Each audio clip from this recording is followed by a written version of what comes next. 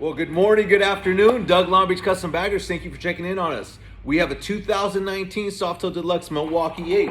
We are going to show you how to replace your lower fork legs. These are what your lower fork legs look like when they come from the dealer, manufacturer. We're going to replace these with some nice chrome sleek fork legs. We're going to show you how to replace it from the very beginning to the very end, every step of the process. We're not going to skip anything.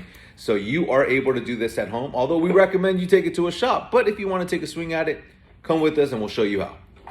First thing you want to do is secure the bike on a jack, on a lift, something where the bike is going to be lifted off the ground. We also suggest getting a floor jack also to support the wheel so that when you start removing that rim, it's easy to go ahead and remove the rim and tire without having to struggle. Let's remove this pincher bolt. Once we remove this pincher bolt, then we're going to go ahead and release and remove this axle. Axle's been loosened. Go ahead and just pull it out. Next, let's remove the two caliper bolts. Once you remove the caliper bolts, we cover the caliper with the towel so that when it's swinging, it doesn't damage the fender. Then we also want to go ahead and pull the ABS sensor. As you can tell, it's zip tied to your brake and caliper line. So you have to remove that spacer. Now that that spacer's been removed, go ahead and pick up the caliper and move it over the engine guard so that it's completely out the way. On the right side of the bike, the spacer automatically fell out from here when you remove the ABS bearing spacer. So this spacer is the right side, the ABS spacer is on the left side. Let's put that to the side. Now that both spacers have been removed, let's go ahead and release the tension on the floor jack, bringing it down, allowing you to remove the rim. Rim has been removed. Now it's time to remove the fender by removing one bolt here, one bolt here. These two bolts are on the left side. There's the identical set of bolts on the right side of the fender, which we're also going to remove. Once you remove these four bolts, this fender will be released from the forks. Now that the fender's been removed, we're going to go ahead and remove this bolt here, and this bolt. Now you have to do this on the left side as well. So if we scoot over to the left, we're going to remove this bolt, that bolt, and this bolt. That's going to loosen or allow us to remove the tins so that we can have access to the pincher bolts. Tins have been removed on both sides. Now what we can do is release tension on the pincher bolts. We have one pincher bolt here, we have one pincher bolt here. What we do on the left side, we do on the right side. So a little advice, when you're releasing the tension on the pincher bolts, always release the bottom one first, leaving the top one still tensioned so that you can use your left hand to hold the fork, because as soon as you release tension on the top one, the fork is going to want to come right out. So I got my foot on it. We're releasing tension, and see how the fork just slides right out. So guys, we have the forks on the operation table. Now that we have them laid out off the bike, we have to drain the oil. The way that you drain the oil is we have a plug here at the very bottom, you can see straight through there. And then we also have another plug there at the very bottom. Now in order to access this one, we have to completely remove this pincher bolt so that we can go ahead and put our Allen in there. Okay guys, I went ahead and removed the pincher bolt. Now we have complete access to both Allen bolts. It's suggested to always use a high impact gun to remove those bolts, both bolts, because removing it with your wrench is going to be very difficult. Two things that you'll need is a bucket to catch the oil. I personally like to get this measuring cup. I like to measure the oil in each fork just so that I am 100% sure that the oils that we're putting in are going to be at the same measurement, or it also tells me if there was a problem prior to this install. So what I do is I place this measuring cup inside this bucket here, release the pressure and remove that bolt, turn it upside down so that I don't lose any oil, and then pour it inside the measuring cup. When removing the damper stem bolts, you want to use a high impact gun. The bolts in there pretty tight, so using a wrench is going to be very difficult. Always make sure it's turning to the left, which is lefty loosey, because if you tighten it, you're gonna be in trouble if you do it with this. Another thing that you wanna do before I forget is have a measuring cup. I like to always measure the amount of oil that's being taken out so that I can cross-reference the amount of oil that I'm gonna be putting in to make sure it matches with the specs of your owner's manual.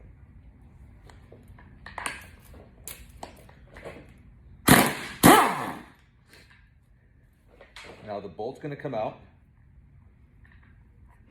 Here's what the bolt looks like. This bolt needs to have a copper ring around it, which is stuck inside of it. It will come out once I tilt it into the measuring cup, but always make sure you get that out because you will need that to put that back in place. So you're gonna go ahead and carefully put the fork inside your measuring cup. Let it drain out slowly without having it to pump it yet, because as soon as you start pulling it up and then applying pressure, which is pushing the air out, it's going to come out even more. Okay, this is a very messy job, so you don't want to get this oil anywhere, especially if you're measuring it. So it's going to take a few minutes for it to completely drain out. Should be a little bit over 20 ounces that come out. Now keep in mind, you're not always gonna get every single drop out of it because there's still gonna be some lathered inside the tube. So it's gonna always be slightly over 20 ounces. And I'll show you how to refill it with the right amount of oil. That'll be kind of towards the end of the step. But this is how you drain it. Once I feel like it's drained enough, I'm gonna get the same bolt, put it in there, turn it, plug it up so that I can flip the fork upside down and remove the seals on top. You can see it's slightly over the 20 ounces. Now keep in mind, there's still a little bit of oil inside of there. Now, there is that copper ring that I was telling you about. See, that has to come out. I'll worry about taking that out at a later time, but for now, we're gonna get the damper bolt, put that back in there. We're gonna go ahead and tighten that up so we can take the next step. Okay, so next, we're gonna go ahead and remove this seal. The way that you remove that seal is you get a very sharp edge, flat edge, okay? We have this piece here. You have to be very careful because what you don't want to do is damage the seal. And so what we're going to do is get the mallet and then just slightly, very gently tap it up until it starts to come out. I'm sure you guys get the gist, but there you go. It came out without no damage. We're going to pull that straight out. Just like that. No damage has been caused. It's nice and clean. Now, in here, we have a retaining clip. We're going to remove that retaining clip with this pick. Now, the retaining clip has these little holes in them that you could just kind of wedge the pick in and pull it out towards you. Now, the pick is coming out with the retaining clip. We're going to pull the retaining clip out, and here's what that retaining clip looks like. Now that we ran ahead and removed both of these, we're going to go ahead and grab the fork, and we're going to pull it outwards. Oh, forgot. This bolt is in there because I put it in there so that I didn't lose any oil when I was turning it upside down. So what we're going to do is take this bolt back out, because this bolt is holding the spring inside that won't allow you to pull it out. So there is the screw, and there's that copper washer. What we're gonna do next is pull it, and bam, there you go. Now we removed the spring and the fork. They're completely separated. Now we can replace this for a nice chrome one. Next step, you guys, is these bolts here, the damping bolts. I want to go ahead and get a wire brush and clean them all up, okay, because there's a little bit of Loctite on them. So we cleaned those up already. We have our retaining clips. We have brand new Harley Seals, okay. It's a new bike. The seals are pretty good shape, but if you already take them off, why not put new ones on? It's just a very cheap safety insurance measure to do. So these are the seals here that you're going to want to go ahead and replace. Pull them up, Now, these seals have a downward position and an upward position. You always want the seal that has the numbers on the top to be facing upwards, so up towards the handlebars. The one where you get in there and you see that little silver like ring in there, that goes down towards the bottom of the floor, towards the wheel. So that goes facing downwards. So we'll go ahead and open up our new seals and slide them through our new forks. Here's a brand new seal. If you can see those numbers there, that's gonna go towards the handlebar. So you're gonna grab the fork and slide it downward, okay? This piece here with the lines goes towards the bottom. The lines will go towards the bottom of going towards the wheel. And now that will go snug in there. Now what we want to do, get our new fork, unwrap just the top portion, because you don't want to unwrap the entire thing because you want to keep it protected from any damage.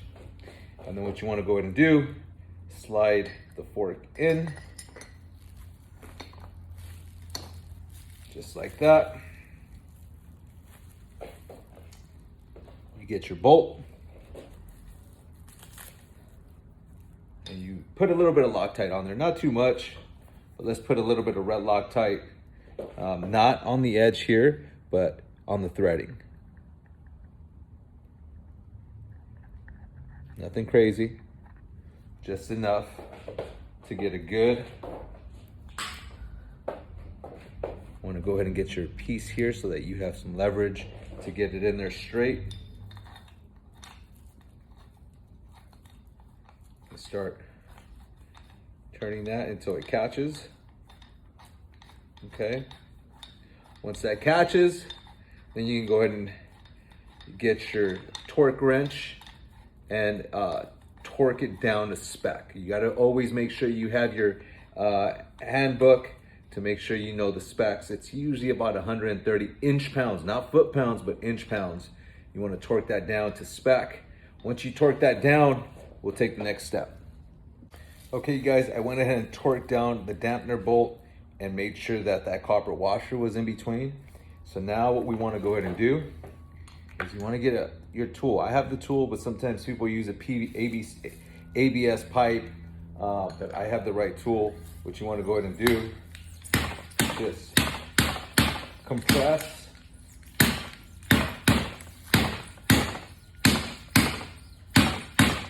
Get that wedged in there, not too far in, but enough to where it passes the grooves of where this retaining pin has to sit in. So the fork itself has a groove down about here, and this has to pass that in order for the retaining clip to sit in place and hold it in place. The inside of the fork looks like, and where the fork seal has to sit. So it has to sit on this lever here, so it stops it from going any further. So it has to go all the way down, and it has to leave enough room for that retaining clip to sit inside this groove. Sits inside the groove. Okay, so that retaining pin is good. Now we do that same process to fork number 2. Alrighty guys, so now that we went ahead and installed the lower fork leg, the fork is needing some oil. So the next step that we're gonna do is remove this cap. This cap is spring loaded, you guys. So as soon as you remove this thing is gonna wanna shoot up in the air, right in your face. So be very careful. Let's apply some tape on here so that the cap doesn't get damaged. Alright guys, I went ahead and applied the blue painter's tape on the cap, as you can see, to prevent any chrome damage. Went ahead and fitted the tool to make sure that the blue tape was wrapped around the entire nut of the cap. All right. Now it's gonna be very important that in order to take this off, it's on there pretty tight, and you know it's not held by anything. So you want to make sure that you have your high impact gun to help you take this off. So that's what we're doing next. We're gonna remove this cap. All right, guys. Before you turn your impact gun onto your device, make sure you give it a spin. Make sure it's spinning the direction that you want it. You don't want to have it go on the tight position because you might fuck things up. So it's on the right position, on the left position. It's gonna go to the left.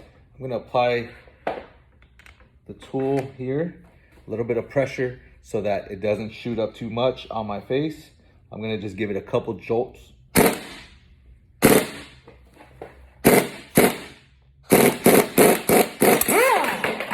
there you have it, everything pops out.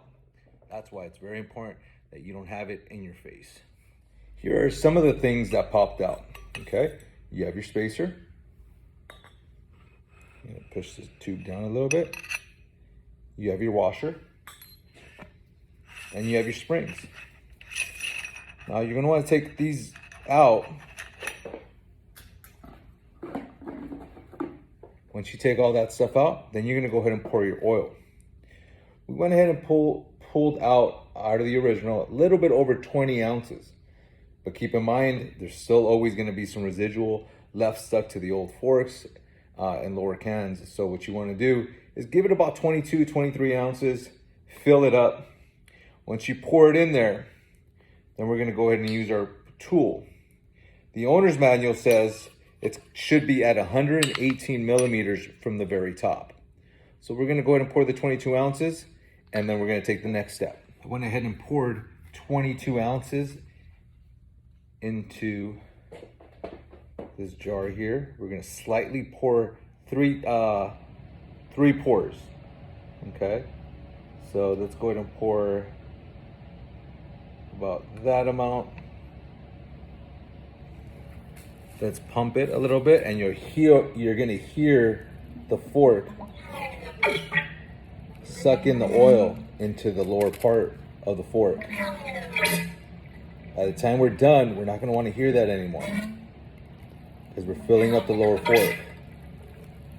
Okay, let's pour in some more.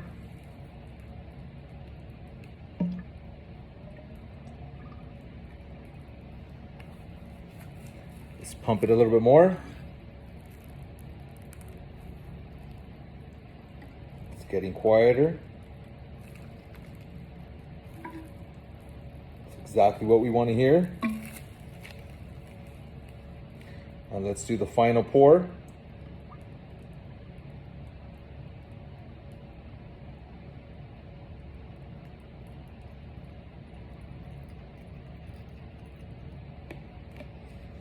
Okay, we're gonna go ahead and give it the final pump. Let all that oil go where it needs to go.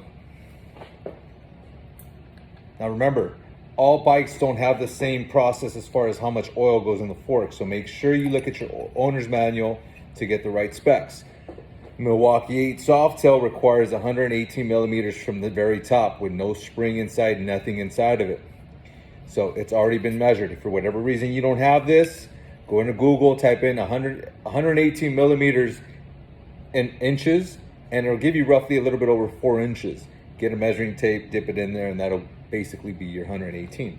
So with this syringe, we're gonna go ahead and suck it out until we don't hear any more, and we hear that's air suction. That means that it's at the very top and it's been capped off. This takes a minute because there's a lot of pressure in the syringe. There you go. So we are good. We are right where we need to. Now all we need to do is put the springs back in. Slowly. Don't need to make a mess. Okay. Pull the fork up. Don't forget, you need your washer. Make sure the washer sits there flush. Your spacer. And now, the difficult part, as you can see, there's a big space between here, and we got to close it with this cap. Now imagine, look at, that's a lot of fucking pressure. So you got to have the right tools for that.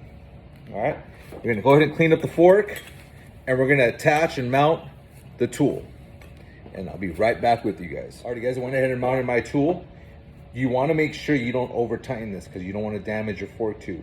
All right, went in and put the cap on, put the wrenching tool, and then also the secondary wrenching tool through the top so we can wrench it once we clamp this down into position.